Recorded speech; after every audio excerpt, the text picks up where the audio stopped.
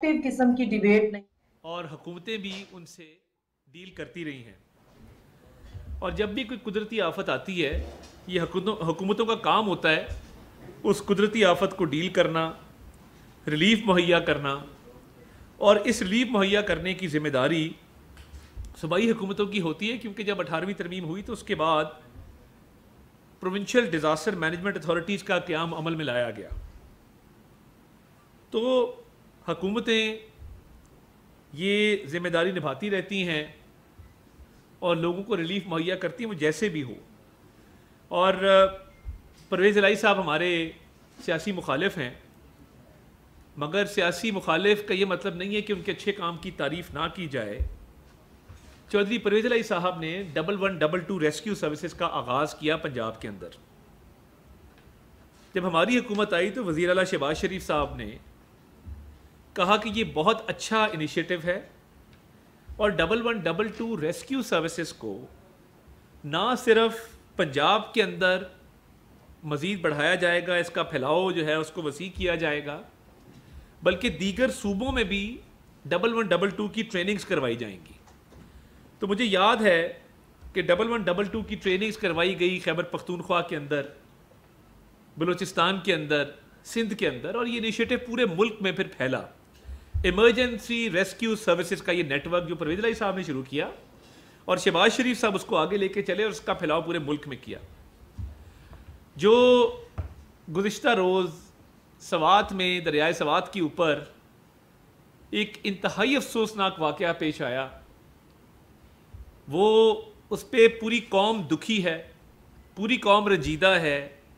वज़ीर आज़म साहब ने भी दुख का इजहार किया, मगर जो सूबाई हुकूमत ने अभी डीसी मुअत्तल किया है सवात का, मुअत्तल तो वज़ीर आला को करना चाहिए था कि जो ढिटाई के साथ ये कहते हैं कि मेरा काम नहीं है खैमे देना, मैं खैमे नहीं दे सकता।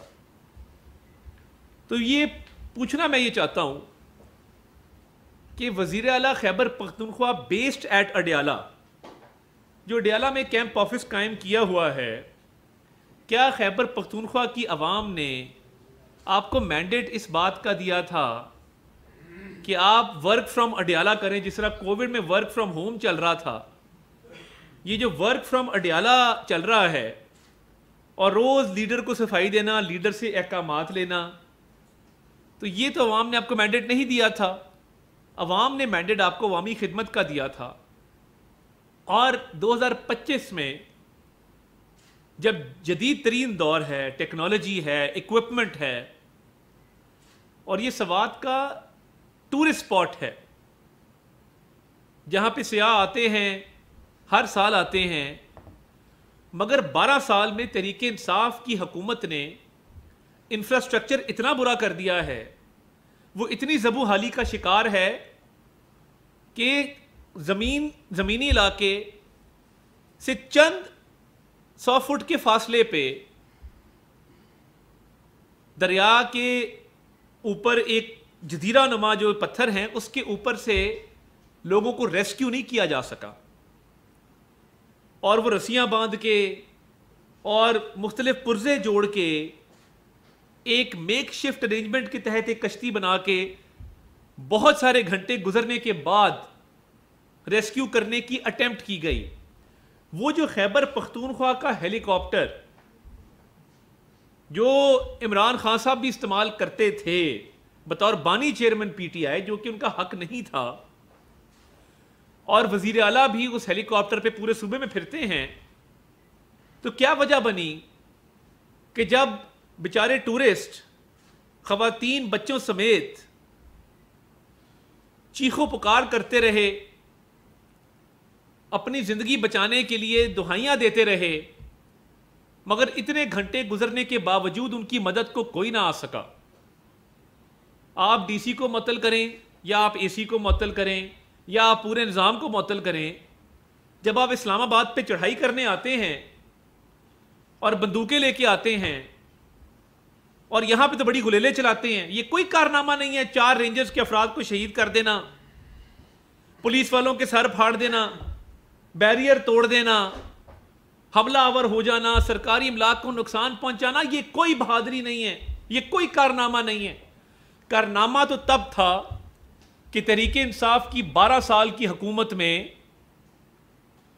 ایسا ریسکیو کا نظام ہوتا، اور اس ٹورسٹ سپاٹ پہ جو گنجان آباد سپاٹ ہے جہاں پر سیاحوں کا آنا جانا لگا رہتا ہے، اور ہر گرمیوں کے سیزن میں پتہ ہے کہ یہاں پہ ٹورسٹ ہوں گے، تو جو حکومتیں ہوتی، مجھے یاد ہے شہباز شریف صاحب نے وزیر اعلیٰ تھے تو پنجاب میں ایمرجنسی سروسز کی ایمبولینسز، ریسکیو ایکوپمنٹ وہ گرمیوں کی چھٹیوں میں مری میں پلیس کراتے تھے، اور ٹریفک کا ایک نظام وضع کرتے تھے۔ مریم نواز شریف صاحبہ اب بھی کر رہی ہیں، ہیلی کاپٹر ہیں، جہاز ہیں ریسکیو کے۔ تو یہ کیسا نظام ہے 12 سال میں؟ میں سمجھتا ہوں کہ یہ ان ٹورسٹ کی موت نہیں ہوئی، یہ تحریک انصاف کے نظام کی موت ہوئی ہے کہ وہ بیچارے اپنی زندگی کے لیے دہائیاں دیتے رہے، مگر 8 گھنٹے گزرنے کے بعد بھی کوئی ان کی ریسکیو کو نہ آیا، اور پورے ملک کی ٹی وی سکرینز دکھاتی رہیں کہ وہ کس طرح بلک کے اپنی زندگی بچانے کے لیے چیخو پکار کر رہے تھے۔ تو 12 سال میں آپ ریسکیو سروسز نہیں بنا سکے، آپ ایکوپمنٹ نہیں لے سکے، چلیں آپ نہیں لے سکے، آپ کی نااہلی ہے، آپ نااہل ترین حکومت ہے خیبر پختونخوا کی۔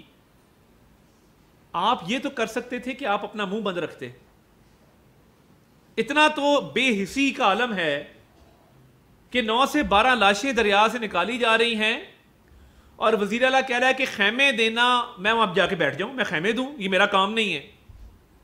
آپ کا کام ہے کہ آپ ہمیں آج کلیئرلی بتا دیں، لوگوں کی زندگیاں بچانا آپ کا کام نہیں ہے، لا اینڈ آرڈر آپ کا کام نہیں ہے، لیڈی ریڈنگ ہاسپٹل کو ٹھیک کرنا آپ کا کام نہیں ہے، اچھی یونیورسٹیاں کالج بنانا آپ کا کام نہیں ہے۔ آپ کا کام ہے اسلام آباد پہ حملہ کرنا، رینجرز والوں کو مارنا، پولیس والوں کو مارنا، سرکاری املاک کو نقصان پہنچانا، اس کے بعد گالم گلوچ کرنا، لوگوں کی عزتیں تار تار کرنا، اچھالنا، یہ آپ کا کام ہے، کیونکہ آپ ورک فرام اڈیالہ کرتے ہیں، وہاں سے جو احکامات آتے ہیں آپ بجا لاتے ہیں، مگر خیمے دینا آپ کا کام نہیں ہے، لوگوں کو ریسکیو کرنا آپ کا کام نہیں ہے۔ یہ کیا پیغام ہے؟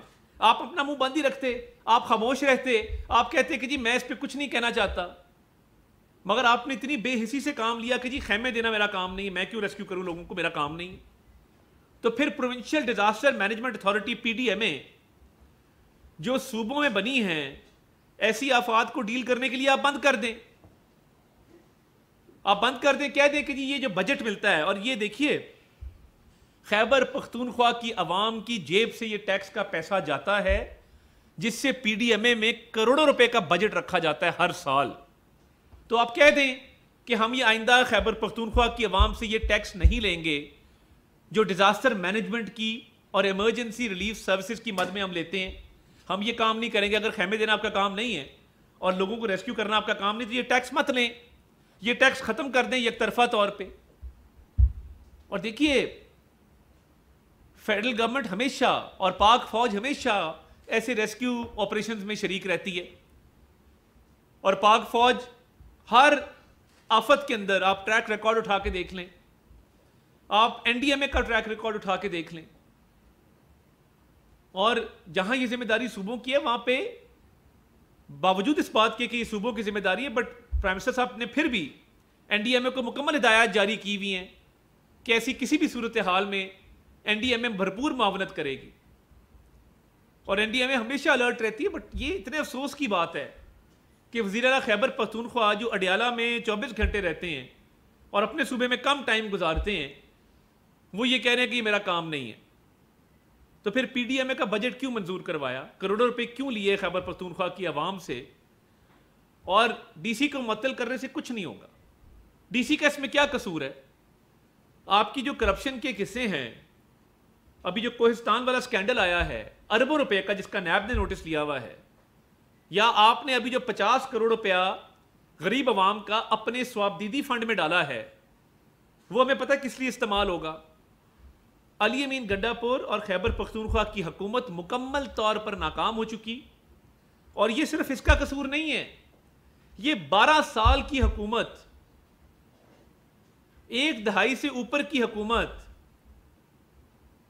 جو دعوے بڑے بڑے کرتی تھی، بٹ آپ آج کمپیئر کر لیں، اب کہہ رہے ہیں کہ ہم اینٹی انکروچمنٹ آپریشن کریں گے، مریم نواز شریف صاحبہ نے پنجاب میں آلریڈی کر لیا ہوا اینٹی انکروچمنٹ آپریشن پورے پنجاب کے ضلعوں کے اندر. آپ اس حادثے کے بعد کہہ رہے ہیں, اور ان کو آئے ابھی 1.25 سال ہوا ہے, اور شہباز شریف کے پیچھے جو 12 سال تھے اس میں پنجاب ایک مثالی صوبہ بنا. تو آپ مجھے یہ بتائیے, اس میں تو اینٹی انکروچمنٹ ڈرائیو چلتی تھی اور مریم صاحبہ نے بھی کر دی.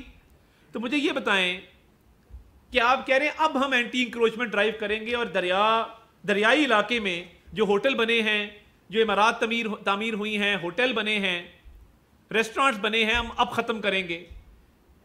کیا یہ جانے چلی جائیں تو اس کے بعد کے فیصلے ہوتے ہیں, یا جو ویژنری لیڈرشپ ہوتی ہے اور جو لیڈرشپ دور اندیش ہوتی ہے وہ یہ فیصلے کسی حادثے سے بچنے کے لیے وقت سے پہلے کرتی ہے؟ مگر آپ اب کہہ رہے ہیں کہ ہم اینٹی انکروچمنٹ آپریشن کریں گے. پہلے آپ کو کس نے روکا تھا؟ آپ کہہ دیں کہ جس طرح آپ نے کہا کہ خیمے دینا میرا کام نہیں ہے, آپ کہہ دیں کہ اینٹی انکروچمنٹ کرنا بھی میرا کام نہیں ہے. جنہوں نے اینٹی انکروچمنٹ کرنی ہوتی ہے وہ کر لیتے ہیں, مگر ہم مکمل طور پہ ناکام رہے ہیں کہ اب اینٹی انکروچمنٹ کریں گے جب لوگوں کی جانیں چلی گئیں.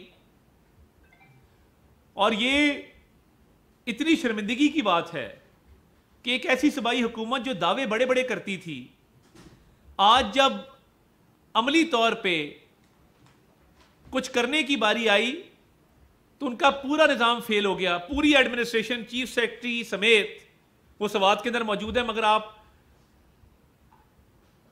1 درجن لوگوں کو ریسکیو کرنے میں آپ ناکام رہے ہیں. تو یہ ورک فرام اڈیالہ کب تک چلے گا؟ کب تک چلے گا کہ ملاقات ہو رہی ہے, اندر جا رہے ہیں, باہر آ رہے ہیں, احکامات لے رہے ہیں,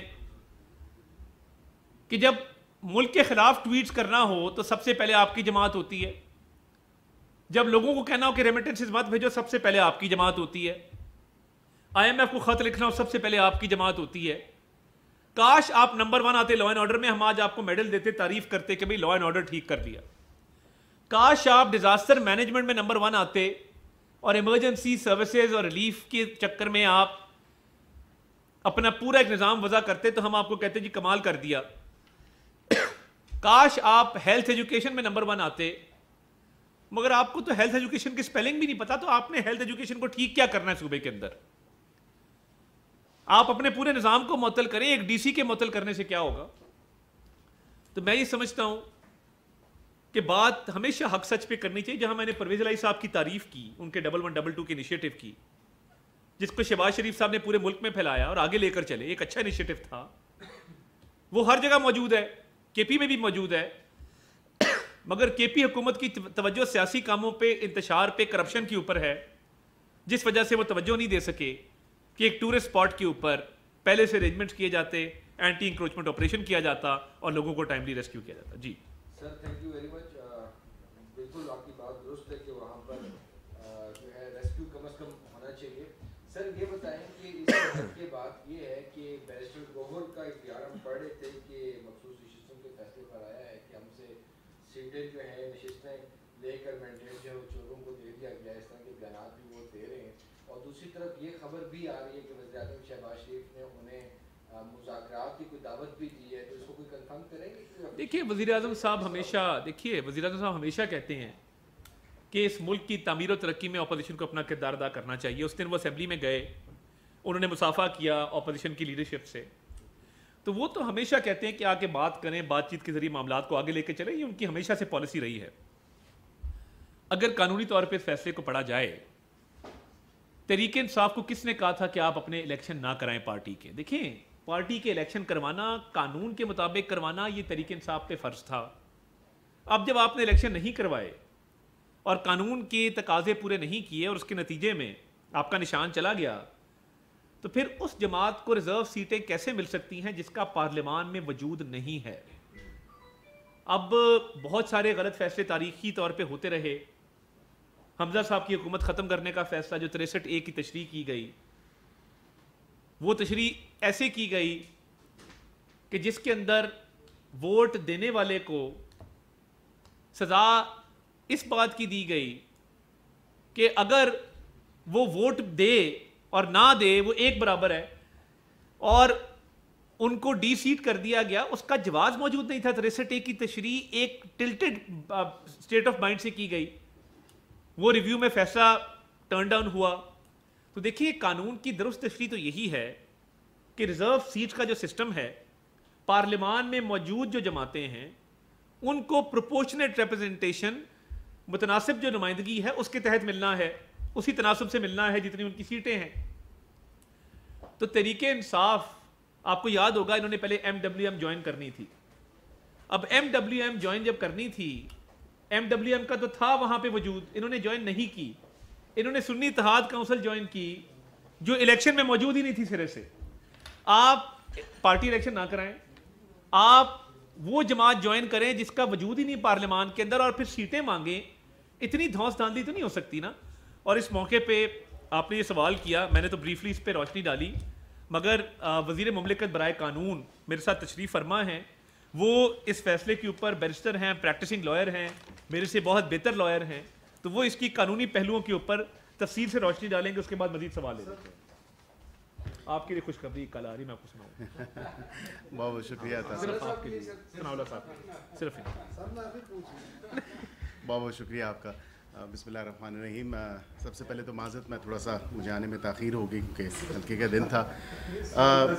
یہ جو فیصلہ آیا ہے ابھی اس تمام تر معاملے کے اوپر, اور جو ریویو تھا, وہ اس کو 7-6 نہ دیکھا جائے یا 7-6 نہ پڑھا جائے. اس کو کم از کم اس تناظر میں دیکھا جائے کہ 9 ججز جو ہیں انہوں نے میجورٹی ڈیسیجن تو چلیں 7 کا ہے, لیکن ٹوٹل جو 9 ججز ہیں انہوں نے یہ فیصلہ دیا ہے اور یہ اس ریویو کو الاؤ کیا ہے. اور اس میں کیونکہ 13 کی میجورٹی تھی, اور 13 کا اگر آپ میجورٹی ویو دیکھتے ہیں, 13 کا بینچ تھا اور 13 کی میجورٹی بیسکلی 7 کی بنتی ہے. لیکن اس میں 2 ججز نے اپنا فیصلہ جو ہے وہ ریویو کیا ہے اور فیصلہ انہوں نے تبدیل کیا ہے. جو فیصلہ اس وقت تھا 12 جولائی 2024 کو, جو 8 ججز کا فیصلہ تھا, تو اس کو کم از کم 9 کے حوالے سے دیکھا جائے. اور ایک جج صاحب اس میں بڑا آئی تھنک 11th آور پہ پی ٹی آئی کی لیگل ٹیم, جب ان کے پاس کوئی لیگل آرگیومنٹس نہیں ہوتے یا وہ لیگل پروویژنز ان کے آرگیومنٹس کو سپورٹ نہیں کر رہی ہوتی, تو پھر ان کے پاس اور کوئی رستہ نہیں ہوتا. اور وہ جس طرح وہ میں نہ کھیلوں والی بات ہوتی ہے کہ اگر آپ کرکٹ کی پچ پہ ہوں تو آپ پوری پچ ہی اکھاڑنے کی کوشش کریں, نہ آپ خود کھیلیں نہ کسی کو کھیلنے دیں. تو کم از کم یہ روتے ہوئے بچوں کی طرح جو ہے, کم از کم ان کو یہ ان کا ڈیمینر یا ان کا جو ایک طرز ہے وہ نہیں ہونا چاہیے. میں یہ سمجھتا ہوں اس میں جو 5 ججز کا فیصلہ تھا پشاور ہائی کورٹ کا, اور اس پہ بھی تھوڑی سی روشنی ڈالنا ضروری ہے, کیونکہ یہ ایک نیشنل ایشو تھا, یہ ایک نیشنل معاملہ تھا. اس میں خالی نیشنل اسمبلی کی سیٹس کا ذکر نہیں, اس میں کے پی اسمبلی کی سیٹس تھیں, اس میں پنجاب اسمبلی کی سیٹس تھیں, اس میں سندھ کی اور بلوچستان کی سیٹس تھیں. تو ریزنیبل پروڈنٹ مائنڈ کو تو یہی بات اپیل کرتی ہے کہ جہاں پہ ایک نیشنل ایشو ہے یا نیشنل چیز سے ریلیٹڈ ہے یا منسلک ہے قومی معاملے پہ, تو اس پہ تو کم از کم اسلام آباد ہائی کورٹ جایا جاتا ہے. ہم نے تو پریکٹس میں یہی دیکھا. کانکرنٹ جورسڈکشن ضرور ہے, لیکن پریفر کیا جاتا ہے کہ اسلام آباد ہائی کورٹ کو اپروچ کیا جائے. لیکن انہوں نے بائی چوائس, ان کو کسی نے مجبور نہیں کیا, کیونکہ پشاور ہائی کورٹ ان کا بڑا پسندیدہ کورٹ ہے. یہ لوگ پشاور ہائی کورٹ خود لے کے گئے اس تمام تر معاملے کو. نہ عطا صاحب نے کہا, نہ میں نے کہا, نہ حکومت پاکستان نے تو نہیں کہا. یہ ان کی اپنی ایک چوائس تھی, ان کا اپنا ایک ڈیسیجن تھا. اور وہاں پہ جو آرگیومنٹس کیے, وہاں پہ انہوں نے پہلے اسٹے لے لیا. اسٹے لینے کے بعد جب 5 سینئر موسٹ ججز نے پشاور ہائی کورٹ کے آنریبل ججز نے جب یہ فیصلہ دیا, تو وہ فیصلہ 30 صفحوں کا فیصلہ, اور اس میں پوری تشریح کی ہے جو سیٹوں کو ریگولیٹ, جو قانون کرتا ہے, جو آئین کے آرٹیکلز کرتے ہیں, آرٹیکل 51 اور اس کے ساتھ آرٹیکل 106, وہ واضح ہے. اور اس پہ میں سن رہا تھا کہ بیرسٹر گور صاحب نے کہا کہ شاید یہ سیٹیں خالی چھوڑ دینی چاہیے تھیں. ایسا کیسے ہو سکتا ہے؟ جو فریمرز آف دا کانسٹیٹیوشن ہیں, ان کی انٹینشن جب انہوں نے یہ قانون بنایا یا آئین سازی اس وقت کی, تو ان کے ذہن میں یہ چیز نہیں تھی کہ 336 کے ایوان کو خالی چھوڑ دیا جائے. یہ تو انہوں نے اخذ نہیں کیا تھا. تو سیٹیں کیسے خالی چھوڑی جا سکتی تھیں اب آپ کی اپنی اتنی گلیئرنگ مسٹیکس تھیں, انلیگیلٹی جب آپ نے کمٹ کی کہ آپ وہ سیاسی جماعت جو گئی ہی نہیں, جس نے چیلنج ہی نہیں کیا, وہ بعد میں سپریم کورٹ میں آ کے جو ہے وہ کہتی ہے کہ جی سیٹیں ہمیں دے دیں. کس حساب سے دے دیں, کس قانون کے تحت دے دیں, کس آئین کے تحت دے دیں, کس رولز کے تحت دے دیں. بات تو یہ ہے کہ جب سنی اتحاد کونسل گئی, اب وہاں پہ عطا صاحب نے بالکل اس پہ روشنی ڈالی ہوگی کہ جب سنی اتحاد کونسل کے اپنا چیئرمین گھوڑے کے نشان پہ جب اس نے کنٹیسٹ نہیں کیا اور آزاد طریقے سے کنٹیسٹ کیا, تو آرٹیکل 51 اور 106 جو ہے وہ تو واضح ہے. اس میں تو واضح طور پہ یہ چیز, اور میں آپ سے گزارش بھی کروں گا کہ پشاور ہائی کورٹ کی ججمنٹ, کیونکہ یہ الحمدللہ جو قانون اصل حالت میں ہے یا آئین جو اصل حالت میں ہے جس کو ری رائٹ کرنے کی کوشش کی گئی, یہ وہی معاملہ تھا اس وقت بھی جب 63 آرٹیکل کو ری رائٹ کرنے کی کوشش کی گئی تھی. تو یہ بھی ایک اٹیمپٹ تھی کہ آئین کے آرٹیکل 51 اور آئین کے آرٹیکل 106 کو ری رائٹ کر دینا چاہیے یا کرنا چاہیے. اس طرز سے, اس ججمنٹ سے جو 12 جولائی 2024 کی آئی تھی, تو اس تمام تر معاملے کے اوپر اگر آپ دیکھیں, بے ریڈنگ آپ کو جو پشاور ہائی کورٹ کا فیصلہ ہے وہ آپ کو بتا دیتا ہے کہ جو پارٹی جس نے کنٹیسٹ نہیں کیا اور جس پارٹی کے اپنے چیئرمین نے کنٹیسٹ نہیں کیا, یا لسٹ وہ جو وقت تھا تعین کیا ہوا, یا جو ایک مخصوص وقت ہوتا ہے الیکشن کمیشن کے رولز کے مطابق, الیکشن ایکٹ کے مطابق, اس میں آپ کو اپنی لسٹ جمع کرانی ہوتی ہے, اس میں انہوں نے بالکل کچھ بھی جمع نہیں کرایا. اور اس کے بعد جا کے آپ بیک ڈیٹڈ تو چیزیں نہیں کر سکتے. جب آپ کی تمام تر ایکسرسائز ہی ایک غلطیوں سے بھری ہو, جب آپ نے تمام تر جو ہے اپنے تھنکنگ کے حوالے سے یا اپنی سوچ کے, اپنے ذہن کے حوالے سے آپ نے تمام تر چیزیں اخذ کی ہوں, تو آئین اور قانون تو اگر آپ کو سپورٹ لینڈ نہیں کر رہا, تو آپ آئین کوئی موم کی ناک تو نہیں ہے کہ آپ اسے جب چاہیں جس طرح چاہیں آپ کی لائکنس اور ڈس لائکنس پہ آپ اس کو موڑ دیں گے. تو ریویو جو جس طرح میں نے آپ کو کہا کہ ایک اعتراض یہ بھی شاید اٹھایا گیا کہ کانسٹیٹیوشنل بینچ شاید اس کا جو ہے وہ جورسڈکشن نہیں رکھتا تھا, یا اس کا مجاز نہیں تھا کہ وہ اس پہ فیصلہ کر سکتا. تو آپ سب سے پہلی تو بات ہے کہ جب یہ 13 رکنی بینچ جب یہ ریویو سن رہا تھا, اور اس سے پہلے کیونکہ 26ویں آئینی ترمیم کے بعد 191 اے جو ہے آرٹیکل آئین پاکستان کا 175 اے, اب وہاں پہ تو واضح ہے اس کمیٹی نے ہی یہ بینچ تشکیل دیا ہے. اب وہاں پہ بینچ تشکیل تو اسی نے ہی سننا ہے. 184 کے بعد جو اپیلز ہیں یا جو اس کی ریویو آئے گا, تو ظاہری بات ہے اب یہ تو نہیں کہا جا سکتا کہ آپ کو فیصلہ پسند نہ آئے تو آپ کہیں کہ جی نہیں فیصلہ ہمیں پسند نہیں آیا, اس لیے یہ بینچ اس کا مجاز نہیں تھا کہ یہ اس کیس کو سن سکتا. اعتراض اٹھاتے, اور شاید غالباً شاید اعتراض اٹھایا تھا, اعتراض جب اٹھایا, جب انہوں نے آبجیکٹ کیا اس بینچ کی فارمیشن کے اوپر, تو وہ تمام تر اعتراضات دور ہو گئے. پھر ہم نے تو نہیں کہا, یا عطا صاحب نے تو نہیں کہا, یا حکومت نے تو نہیں کہا کہ آپ اپنے آرگیومنٹ کے ساتھ کنٹینیو کریں. آپ آخری مومنٹ تک آپ نے اپنے تمام تر آرگیومنٹس کے ساتھ کنٹینیو کیا. آپ نے تمام تر جو اپنے دلائل تھے وہ پیش کیے. جتنی وکلا کی ٹیم تھی, چاہے وہ ایک وکیل ہو یا دوسرے اور نامور وکیل, ان تمام وکیلوں نے جو ہے اپنے اپنے دلائل دیے, اور قانون کی بھی اور آئین کی بھی انہوں نے کچھ شکیں وہاں پہ پڑھی. اس کے ساتھ تمام تر وہ فیصلہ بھی وہاں پہ پڑھا گیا جو پشاور ہائی کورٹ کا تھا. اس میں جب 12 جولائی 2024 کا ایک انلیگل, ایک on the face of it so apparent, جب گلیئرنگ مسٹیکس ہوں, انلیگیلٹی کمٹ کی گئی ہو, جس میں ایک کمپلیٹ جسٹس کا کانسیپٹ انٹروڈیوس کروایا ہو, کیونکہ آئین کے کسی اور آرٹیکل میں آپ کو کوئی ایسی سپورٹ نہیں ملتی, نہ ہی کوئی ایسی شنید ملتی ہے کہ وہ ان کے کیس کو سپورٹ کرے. اب اسی کے ساتھ جو اس 13 ممبر بینچ میں 2 جو جج صاحبان تھے, آنریبل ججز, انہوں نے آؤٹ رائٹلی اس کو انہوں نے کہا جی ہم اپنا فیصلہ ریویو نہیں کریں گے, اور وہ پہلے دن بیٹھے اور اس کے بعد نہیں بیٹھے. اینڈ دیٹس فائن, یہ ایک پروسیجر چیز ہے. اس کے بعد جو باقی ججز بیٹھے, اور 11th آور پہ پھر آپ نے ایک آنریبل جج کے خلاف جو ہے, کیونکہ باہر پالیٹکس کا تمام تر معاملہ ہے, اب وہ انہوں نے خود بھی روسٹرم پہ تھے, تو انہوں نے کہا کہ جی بالکل they've known each other for a while, لیکن یہ یہاں پہ آپ کی مرضی اور منشا کے مطابق تو فیصلے نہیں ہوں گے, فیصلے آئین اور قانون کے مطابق ہوں گے. اور آئین اور قانون تو یہی کہتا ہے, آرٹیکل 51 اور 106 کلیئرٹی کے ساتھ وہاں پہ لکھا ہے کہ یہ سیٹیں جو ہیں پروپورشنل ریپرزنٹیشن کے حوالے سے دیگر جماعتوں کو جائیں گی. ان جماعتوں کو جو پارلیمانی جماعتیں ہیں, جو پولیٹیکل پارٹیز ہیں, جو پارلیمنٹ میں موجود ہیں. جب آپ کا کوئی وجود نہیں ہے, آپ پارلیمنٹ میں موجود نہیں ہیں, آپ میں سے کنٹیسٹ کر کے دونوں پارٹیز میں سے کوئی ایک بھی پارلیمنٹ میں نہیں آیا, تو آپ لوگ آزاد ہی تصور ہوں گے. اب آپ کہیں کہ جی ہم فلاں جماعت کے ہیں یا فلاں جماعت کے ہیں, تو میں نے جس طرح آپ کو یہ عرض کیا کہ اس تمام تر معاملے پہ جو موسٹ افیکٹڈ پارٹی تھی وہ تو پنجاب اسمبلی تھی. آپ اگر یہی اسی چیز کو دیکھ لیتے تو پھر آپ لاہور ہائی کورٹ اس کو لے جاتے, لیکن لاہور ہائی کورٹ بھی نہیں لے کے گئے. بائی چوائس, بائی ڈیزائن یہ لوگ پشاور ہائی کورٹ لے کے گئے, اور پشاور ہائی کورٹ کے آنریبل ججز نے آئین اور قانون کے مطابق جو فیصلہ کیا, وہ پورے کے پورے جو 5 ججز تھے, سینئر موسٹ ججز, وہ متفق ہیں اس فیصلے پہ.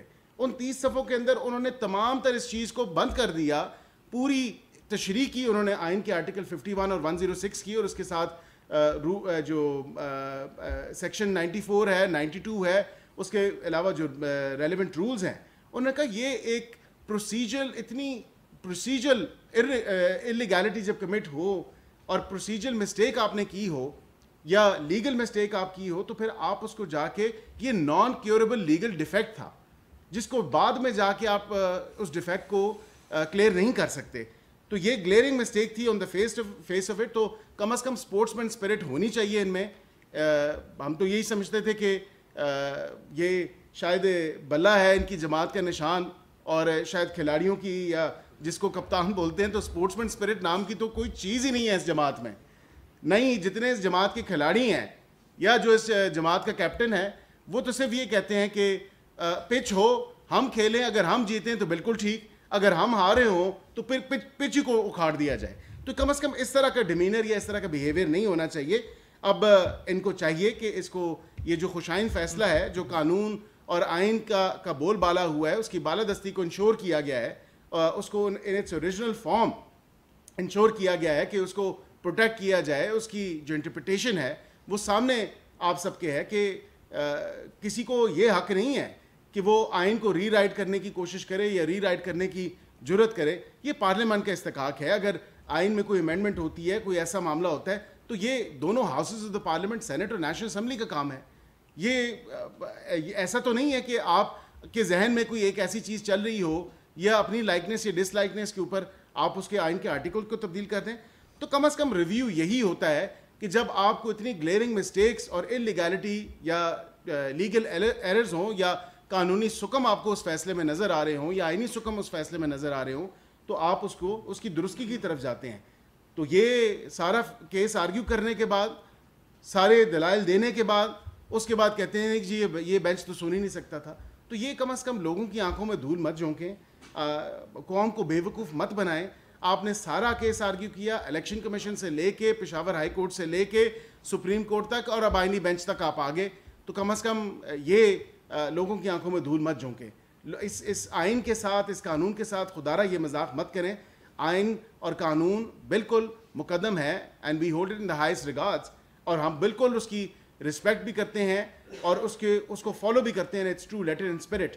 اب جب اس کی اپلیکیبلٹی, اس کو follow in true letter in spirit کیا گیا ہے, تو پھر آپ کے خلاف اگر فیصلہ آ گیا تو آپ کو یہ فیصلہ پسند نہیں, تو پھر تو یہی ہے کہ میں نہ مانوں والی بات, یا نہ میں کھیلوں گا نہ میں کھیلنے دوں گا. تو دل بڑا کریں, اسپورٹس مین اسپرٹ دکھائیں, اور ان کو چاہیے کہ اب اس تمام تر معاملے کے اوپر ونس اینڈ فار آل یہ جب ڈیسیجن ہو چکا ہے, تو اب اس فیصلے کو, جو خوشائن فیصلہ ہے, اس کو تسلیم بھی کریں اور اس کو ویلکم بھی کہیں. شکریہ. سر 2 سوال آپ سے. بیرسٹر صاحب, پہلا آپ نے جو ٹریجڈی بات کی ہے, سماعت کی, واقعی بہت بڑا سایہ ہے. آپ نے ایک ذکر کیا چیف سیکرٹری کی پرفارمنس کا, کوشچن اٹھایا. چیف سیکرٹری وفاق نہیں کوشچن نہیں اٹھا اس کی, میں نے کہا اس کو وہاں جانا نہیں چاہیے تھا. چیف سیکرٹری کا مقام نہیں تھا نا, پورا نظام. میں نے اس کی پرفارمنس پہ سوال نہیں اٹھایا. ہاں اچھا ٹھیک. تو وہ چیف سیکرٹری وفاق کا نمائندہ ہوتا ہے, وفاقی حکومت کی اپوائنٹ کرتی ہے, جی, ان کے خلاف بھی کوئی کارروائی کریں گے؟ دوسرا یہ ہے کہ کبھی دوبارہ سے ایک پرپوزل زیر گردش ہے کہ پی ٹی وی کو جو فنڈنگ ملتی ہے 35 روپیز سے, اس کو ختم کیا جا رہا ہے, کوئی منسٹری پاور چلتی ہے. نہیں اس پہ تو ابھی دیکھیں فیصلہ, اس پہ فیصلہ بھی ہونا باقی ہے. ایسا بھی ہوگا تو اس کی کوئی پراپر اناؤنسمنٹ ہوگی نا. اس طرح تو نہیں ہوگا کہ میں آ کے آپ کو کہوں مجھے ہو گیا ہے. اس پہ پوری ورکنگ ہوتی ہے, تو وہ جب ہوگا آپ کو پتہ لگ جائے گا. پہلی بات یہ. دوسرا یہ ہے کہ چیف سیکرٹری کو وہاں پہ جانے کی ضرورت نہیں تھی. وزیر اعلیٰ ریپرزینٹیٹیو ہے پولیٹیکل, اس کو وہاں جانا چاہیے تھا. چیف سیکرٹری تو اپنے دفتر سے کنٹرول کرتے, مگر مجھے دکھ ہوتا ہے کہ جب اسلام آباد میں آ کے سوات کے بارے میں بیان دیا جا رہا ہوتا ہے مائک لگا کے، تو یہ بڑے افسوس کی بات ہے، اور وزیر اعلیٰ کی بے حسی پہ بھی سوال ہے کہ جب آپ بولتے ہیں تو سوچ لیا کریں کہ آپ کیا بول رہے ہیں. لوگوں کے گھروں میں لاشیں پڑی ہیں اور آپ کیا کہہ رہے ہیں کہ جی میرا کام نہیں تھا خیمے دینا، تو پھر آپ کوئی اور کام کر لیں، چھوڑ دیں وزارت اعلیٰ. سر برسٹر صاحب، سینٹ انکمپلیٹ ہے، اس ڈیسیجن کے بعد آپ کیا سمجھتے ہیں کہ سینٹ کی کمپلیٹ ہو جائے گی؟ اس کے جو الیکشن رہتے ہیں کے پی کے حوالے سے وہ کب تک ممکن ہے آپ کے خیال؟ دیکھیں، اب میں تو امید کرتا ہوں کہ اس فیصلے کے بعد جو ایک خوشائند فیصلہ ہے، اس میں کم از کم یہ کلیئرٹی آج آ گئی ہے کہ سیٹیں جو ہیں وہ فل ہو جائیں گی اور آئین اور قانون کے مطابق فل ہوں گی. جو 51 اور 106 میں نے جس طرح ذکر کیا، تو وہ سیٹیں ہو جائیں، کیونکہ ووٹس تو جو ہیں سینٹ کی سیٹس میں، سینٹ کی نشستوں کے لیے یا سینٹ کے الیکشن کے لیے وہ صوبائی جو اسمبلی کے ممبران ہیں وہ ڈالتے ہیں. ہم صرف وہ اسلام آباد کی حد تک جو 2 سیٹیں ہیں اس کی حد تک ہم نیشنل اسمبلی میں ووٹنگ کرتے ہیں. لیکن کیونکہ جو آپ نے کے پی صوبے کی بات کی، تو جب یہ سیٹس وہاں پہ فل ہو جائیں گی، اور میں امید کرتا ہوں کہ اب اس میں کوئی رکھنا نہیں ڈالا جائے گا کہ ان سے اوتھ لیا جائے یا نہ لیا جائے، تو یہ امید کرتے ہیں کہ وہ سیٹیں مکمل، ہاؤس مکمل ہوگا، تو پھر سینٹ کا الیکشن بھی اس کے ساتھ انشاءاللہ فالو ہو کے وہ ہو جائے گا. تھینک یو جی، بہت شکریہ.